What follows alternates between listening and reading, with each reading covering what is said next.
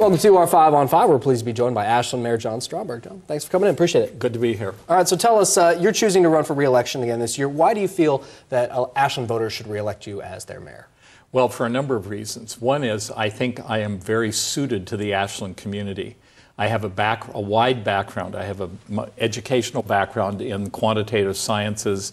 I'm an organization and management consultant. I'm interested in different philosophical, religious, cultural movements and views. So I can move around the community and fit into events of different groups and listen to people. And in Ashland, listening to people is really important because that's where the creative ideas come from that make city government and make the community work. Mm-hmm. What is your proudest accomplishment?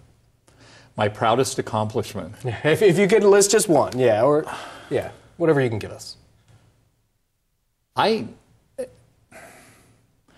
guess I think that the thing that I feel the most satisfaction in is the city, that is myself, the council, the staff, and the citizens who volunteer for all our groups have accomplished in the last 4 years a phenomenal number of important projects that are strengthening the ability of the city and community of Ashland to deal with some very turbulent and difficult times. One of those big projects, I imagine, would be the plaza. You guys are starting on that in the not too distant future. No, that's one of the small projects. The big projects are the Ashland Forest Resiliency Project, getting all that fuel out of the watershed. We've been living under a sword, and still are under a sword, of catastrophic fire in the watershed. So that's a huge thing.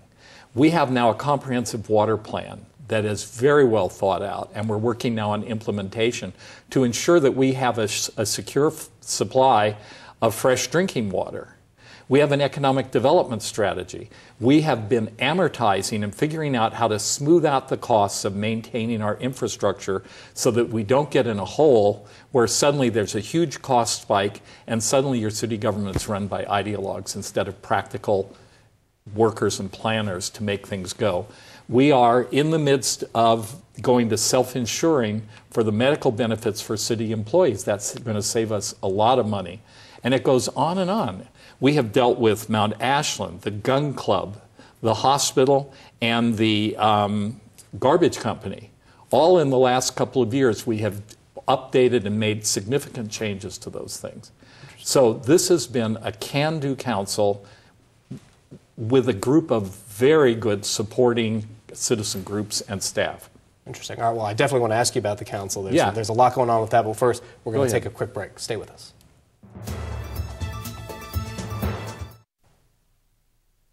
Welcome back to our 5 on 5. Again, we're here with Ashland Mayor John Stromberg. You mentioned the council, the city council, before we went to break. Yeah. A lot of possible change in the works for that. You know, two council members are up for re-election. Three. Okay, thank you. Three spots. Three spots, right. One choosing not to run. Spot. And your spot. And then we have one that the current city council, David just resigned. David just resigned, and a lot of people are saying there's divisiveness in those meetings. Is that how you see it?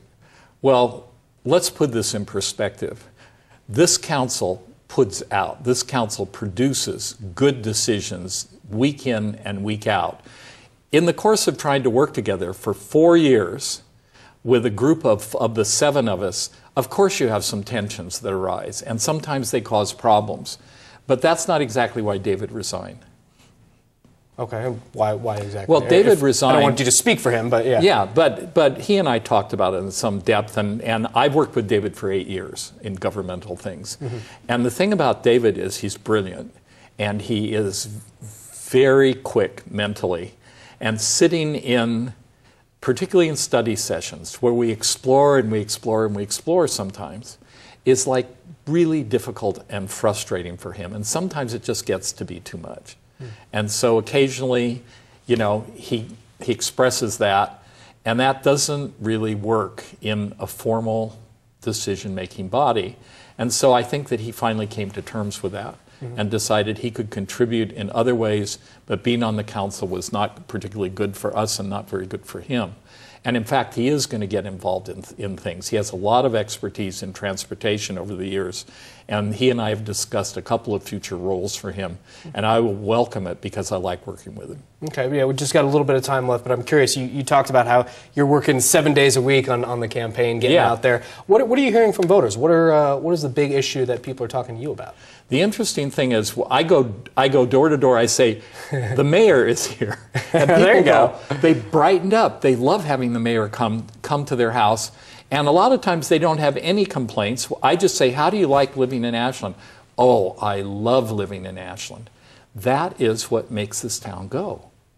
People who love to be there have some extra juice, some extra something that they're getting out of it, and we all appreciate so deeply living in this wonderful place, also in this wonderful valley.